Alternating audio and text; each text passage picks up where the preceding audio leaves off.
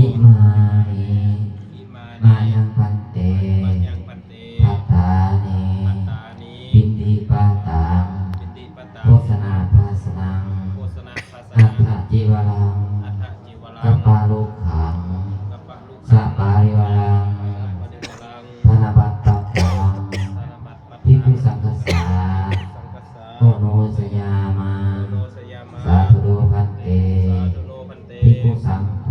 ภิกขุสังโฆ อัมหากัง อัมหากัง ทิคารตัง อีคารตัง ตายา อิตายา สุขายา ตายา ข้าแต่ทานพระภิกขุสงฆ์ ตาได้ทาน ผู้เจริญ เจริญ พวกข้าน้อยทั้งหลาย ขอน้อยทั้งหลาย ขอน้อมถวาย น้อมถวาย ซึ่งพัฒหา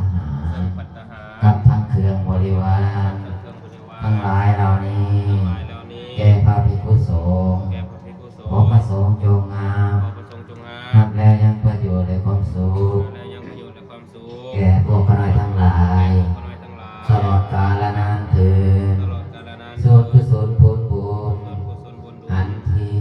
อันที่ พวกข้าน้อยทั้งหลาย ขอน้อยทั้งหลาย ได้กระทำลงแล้ว ได้กระทำลงแล้ว ด้วยกายวาจาใจ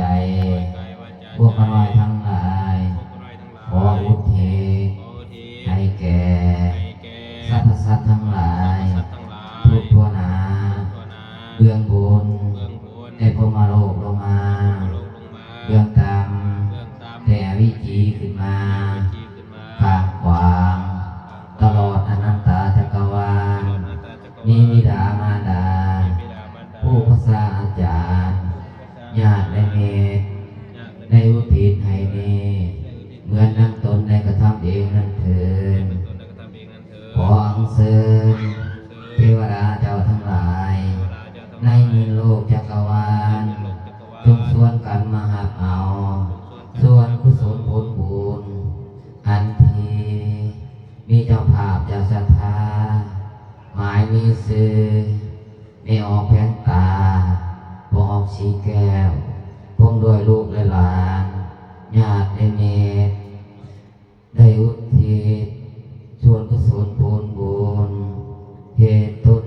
กะละเพือเก้าต้น และสังฆทานเทศีสูตรอุทิศให้ดวงจิตวิญญาณ ของแม่เฒ่าจันแดง ที่ล่วงลับไปแล้ว และแม่เฒ่าเกิงผู้เป็นยาที่ล่วงลับไปแล้วขอให้ฮอดให้ถึงด้วยเถิด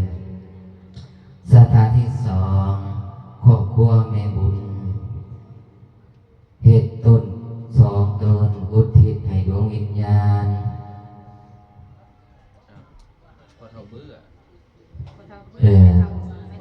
หนึ่งตนผากไปให้ดวงวิญญาณ ของพ่อเฒ่าเบื่อและแม่เฒ่าไม่อ่อนขอให้ออกในเถิงสัทธาที่สามพระยาคำชัยมิธีได้สร้างอัฐบริขารแปดอุทิศให้เจ้ากรรมและนายเวรและสรรพสัตว์ทั้งหลายขอให้ออกในเถิงด้วยเถิดปัจจยทานังสัมมาทิฏฐามิปัจจยทานังสัมมาทิฏฐามิปัจจยทานังสัมมาทิฏฐามิอาสมุลโหศีลทานังสา